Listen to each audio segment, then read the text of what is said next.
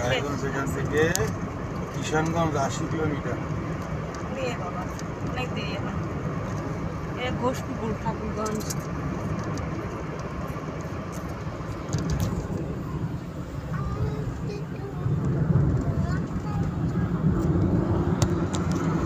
সামনে থেকে একটু সামনে থেকে দেখাচ্ছে।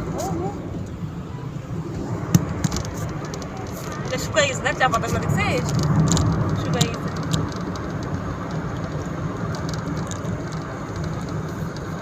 চা বাগান ভালো হয়,